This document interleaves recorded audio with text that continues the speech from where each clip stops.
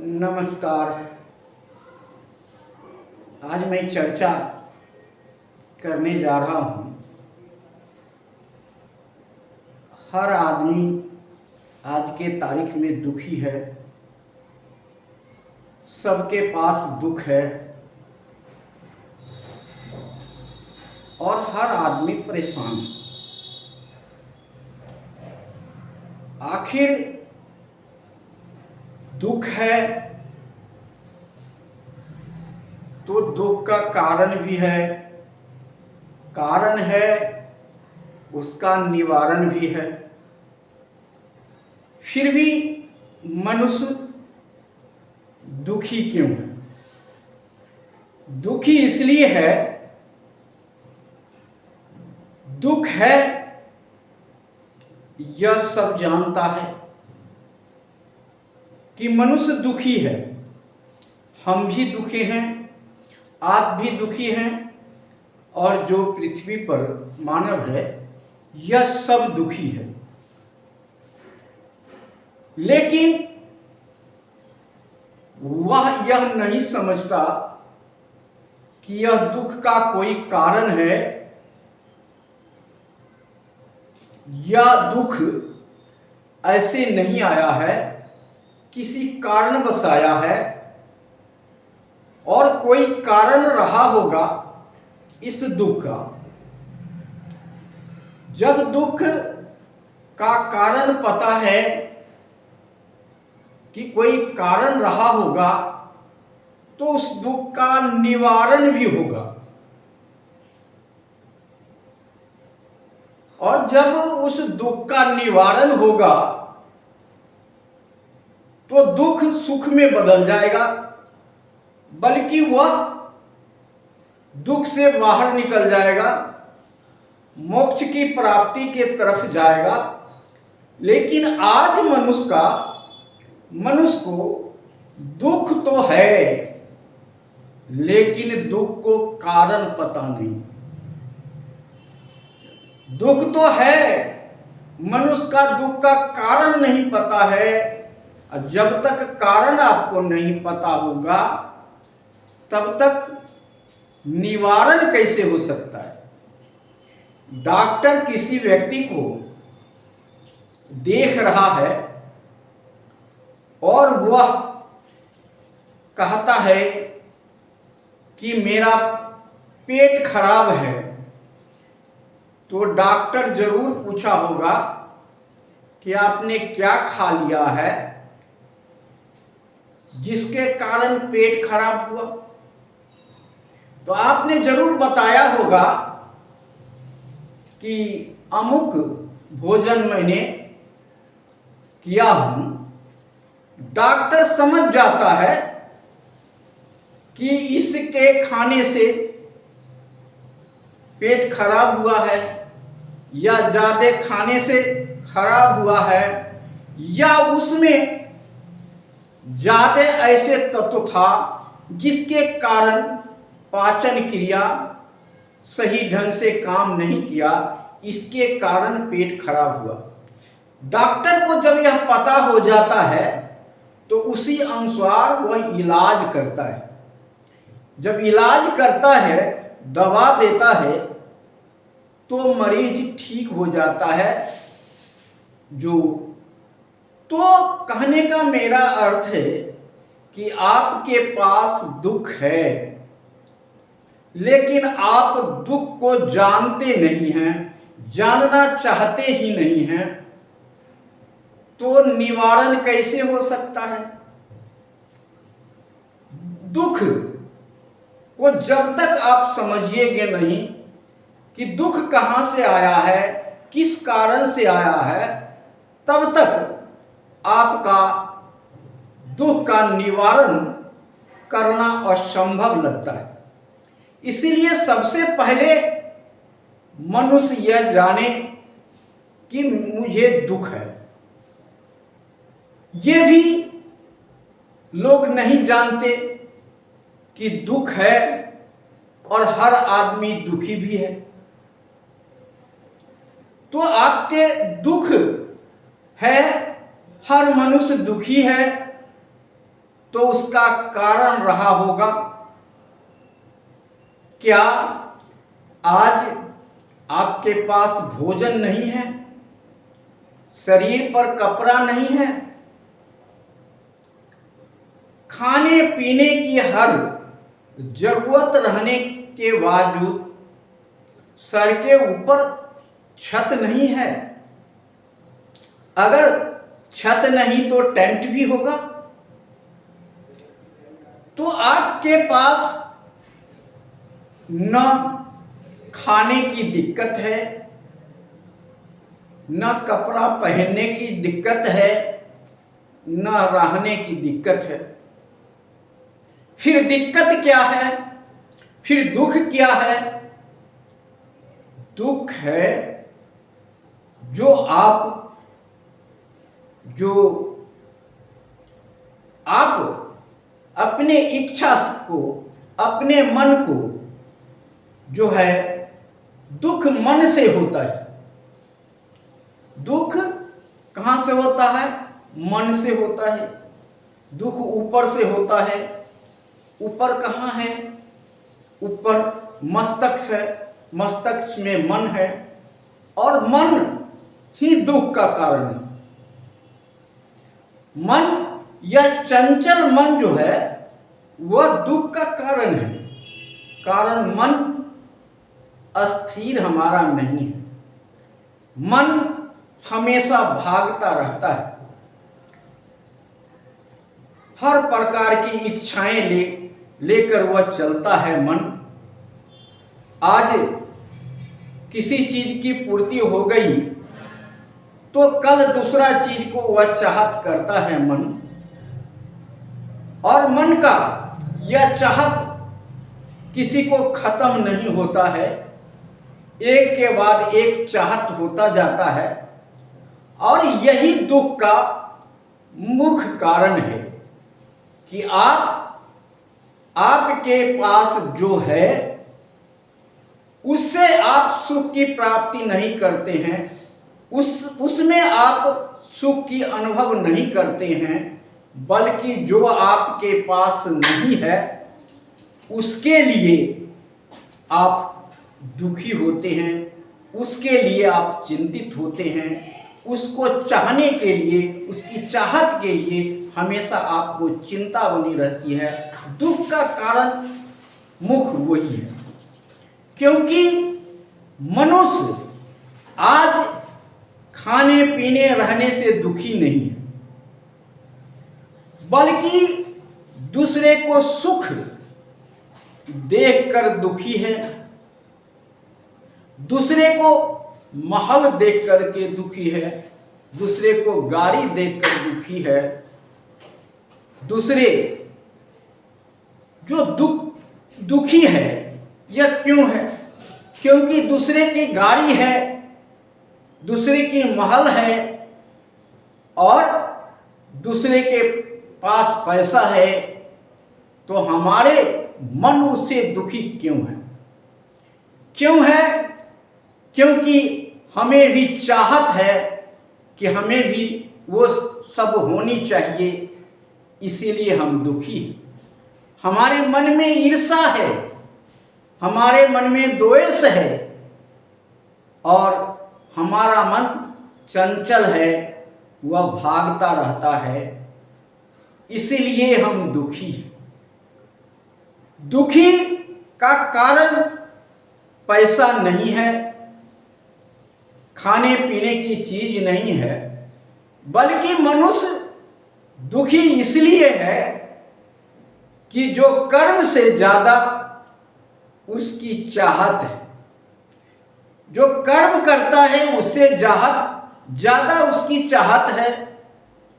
जो कर रहा है उसमें संतोष उसको नहीं है, और जो दूसरा कर रहा है, आगे बढ़ रहा है, उसके लिए वह दुखी है, उसको चाहत के लिए वह दुखी है। इसलिए मनुष्य जो है, जितने भी पृथ्वी पर जीव है, वह मानव की तरह नहीं है। मानव जो है वह सुखी भी है और दुखी भी है। वह आगे की सोचता भी है, पीछे को देखता भी है,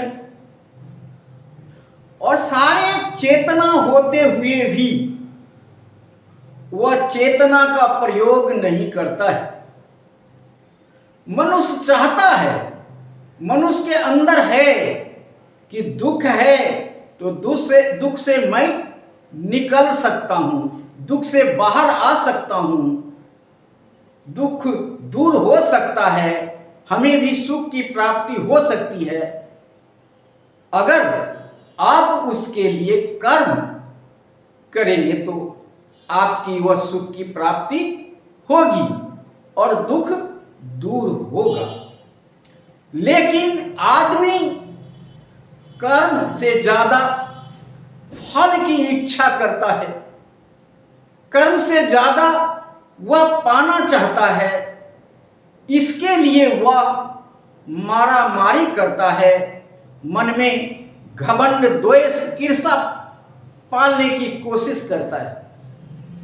जिस दिन आपके मन में ईर्ष्या द्वेष घमंड यह सब समाप्त हो जाएगा, जिस दिन आप अपने कर्म पर विश्वास करेंगे, कर्म के अनुसार फल की चाहत करेंगे, उस दिन आप फिर दुखी नहीं रहेंगे, आपकी सुख प्राप्ति होना शुरू हो जाएगी। आप अगर आम का पेड़ लगाएंगे तो उसमें फल भी आम का ही आएगा, उसमें और दूसरा फल नहीं आएगा। इसलिए जो आपने पेड़ लगाया है, चाहत उतनी ही होनी चाहिए कि हमें आम मिलेगा, हमें आम खाने का मिलेगा, लेकिन आपकी चाहत उससे ज़्यादा हो जाता है। आम का पेड़ आपने लगाया लेकिन कटहल का फल आपका चाहत है, दुखी इसलिए है दुखी कि आपकी चाहत कर्म से अलग है। कर्म जहां है वहां चाहत नहीं है, कर्म से ज्यादा चाहत है, और इसी चाहत के लिए आप जो है अपने आप को दोष देते हैं कि हमें कर्म के अनुसार फल नहीं मिलता है, बल्कि आपने कर्म ही नहीं करते हैं, फल के प्राप्ति के लिए कर्म ही नहीं करते हैं, और बिना कर्म किए हुए आपकी फल की प्राप्ति होगा ही नहीं। चाहे आप मंदिर में जाएं, गुरुद्वारा में जाएं, लाखों तीर्थ यात्रा करें, लेकिन आपको शांति की प्राप्ति नहीं होगी, सुख की प्राप्ति नहीं होगी, दुख का अंत नहीं होगा। दुख का अंत केवल आपके पास है। आप अगर चाहेंगे तो आप सुखी हो सकते हैं। वह एक व्यक्ति है जो अपने आप को सुखी रख सकता है, वह केवल आप हैं। आपके सुखी रहने से आपके मन में सुख प्राप्ति की इच्छा जो मन के अंदर है, उसके मुताबिक कर्म करने से आपकी सुख की प्राप्ति हो सकती है। लेकिन आज मानव ऐसा नहीं करता है।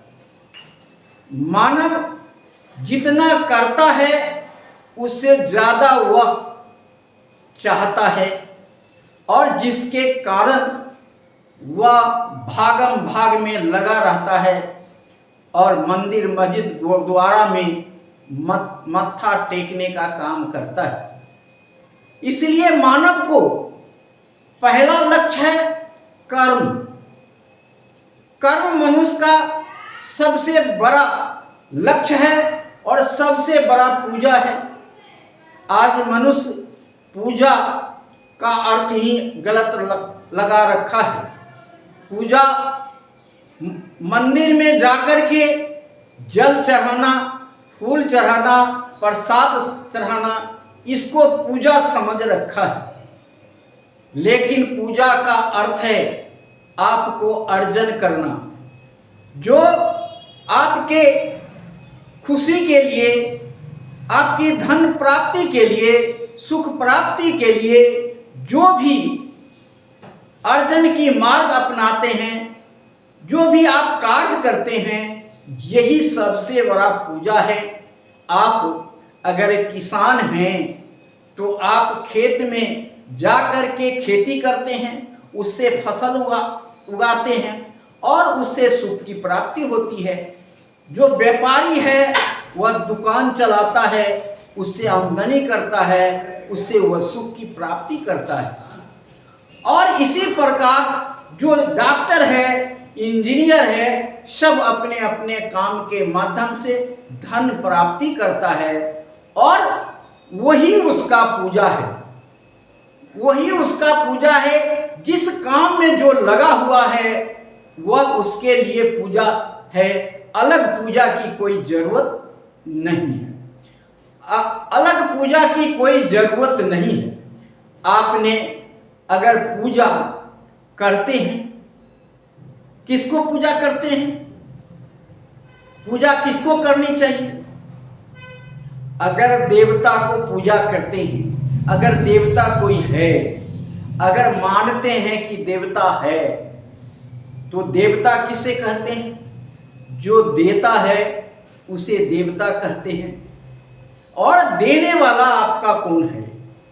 देने वाला आपका कौन है? देने वाला यह पृथ्वी जो है, ये बहुमंडल जो है, ये पृथ्वी का जो भाग है वह देवता है। यही आपको सब कुछ दिया है। लेकिन जन्म देने वाला आपकी माँ है, पिता धन देने वाला है, गुरु शिक्षा देने वाला है।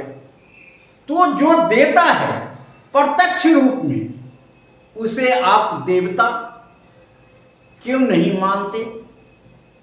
जो नहीं देता है, जिसका कोई प्रमाण नहीं है, देने का कोई प्रमाण नहीं है, न कोई आभास है, न कोई हलचल है, उसे आप देवता मान करके अपने आप को जो है मानसिक रूप से गुलाम बनते हैं और अपने आप को गरीबी की तरफ धकेलने का काम करते हैं।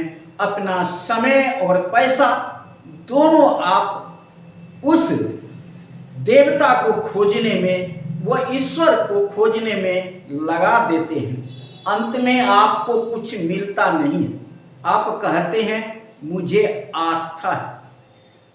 ऐसी आस्था को लेकर के हम क्या करेंगे जो हमें कुछ देता ही नहीं है, सुनता ही नहीं है, मेरा कोई दुख में वह सहयोग नहीं कर सकता, मेरा काम में कोई सहयोग नहीं कर सकता, मैं किसी संकट में रहूं उससे उबार नहीं सकता। वैसे देवता और ईश्वर को लेकर के मैं क्या करूँगा?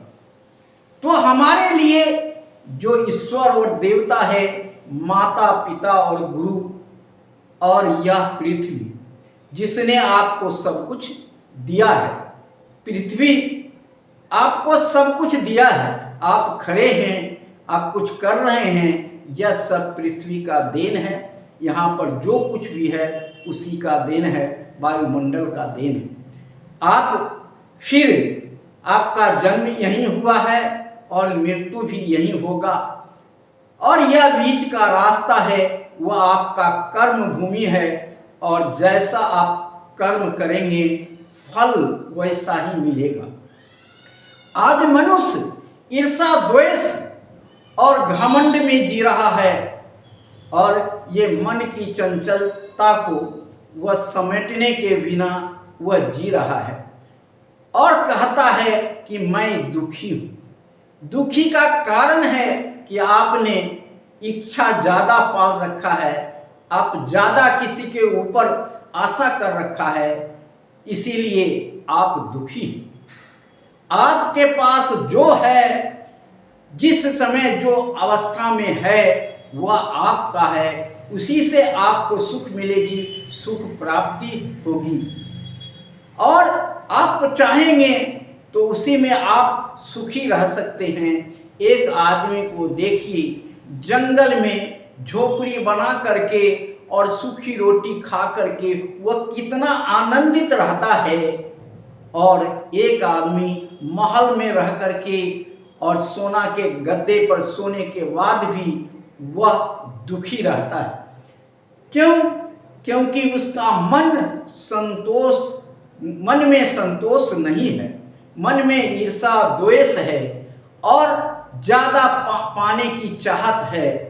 आज वही मनुष्य सुखी हो सकता है जो दूसरे को देना जानता है, वो देता है, वही मनुष्य सुखी है। जो लेता है वह मनुष्य हमेशा दुखी रहता है। इसीलिए आपके पास करुणा है, दया है, मैत्री है, प्रेम है, और आप अपने प्रेम को दूसरे में बांटने की कोशिश करते हैं, वही आपको सुख दिलाएगा, वो उसी से आपकी सुख प्राप्ति होगा। जब तक आप अपने दूसरे को नहीं बांटिएगा तब तक आपकी सुख प्राप्ति नहीं होगा।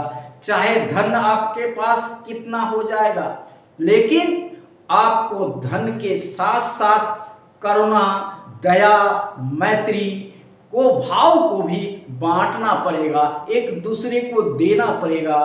तब हम तो दूसरे से चाहत करते हैं लेकिन हम कुछ देते नहीं हैं, तो आपकी सुख शांति प्राप्त कैसे होगी। इसीलिए आप करुण वचन जो है, सुंदर वचन दूसरे को दीजिए, एक लोटा पानी दूसरे को दीजिए, दूसरे भूखे का भोजन दीजिए, नंगा को कपड़ा दीजिए, तब आप संतुष्ट रह सकते हैं। आपके मन संतुष्ट रहेगा जब आप दूसरे को दें।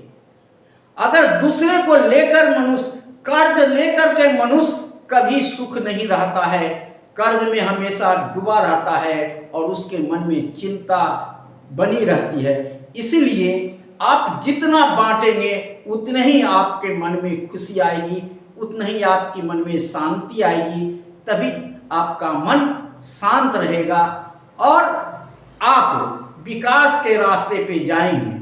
लेकिन आज मनुष्य केवल दूसरे को देख करके दुखी है और अपने अंदर झांकता नहीं है। अपने अंदर के मन को आप, जो मन में कुलसित भावनाएं हैं, मन में कुंठित भावनाएं हैं, उसको निकाल के फेंकिए। और आपके मन में जितने दुर्गुण है, दुर्विचार है, इसको निकाल करके फेंकिए, तब जाकर के आप मन में शांति आएगी। जब तक यह दुर्गुण दुर्विचार आपके मन में रहेगा तब तक आपको शांति नहीं आएगी। आपकी चाहत कम करनी चाहिए। आपके मन को जो भागता है तरंगे, उसको आपको समेटना चाहिए, तरंगे को आपको कंट्रोल करना चाहिए। मन जितना भाग रहा है उसी तरह शरीर भी भाग रहा है। मन के अनुसार शरीर को मत भगाइए। इसलिए हम कहते हैं कि अपने आप को खोजिए, अपने आप को समझिए, तब जाकर के आप अपने आप को अगर समझ लेंगे। आज आदमी दूसरे को माने कहता है कि दूसरे को वह बनाना चाहता है, बाप बेटा को बनाना चाहता है, बेटा बाप को बनाना उपदेश देता है, लेकिन दोनों बनता नहीं है। लेकिन अपने आप को संभाल लेगा तो बाप भी खुशी हो जाएगा और बेटा भी खुशी हो जाएगा। इसलिए सबसे पहले अपने आप को संभालना है। दूसरे संभले या ना संभले उसका काम है, लेकिन आपका काम है अपने आप को संभाल लेना।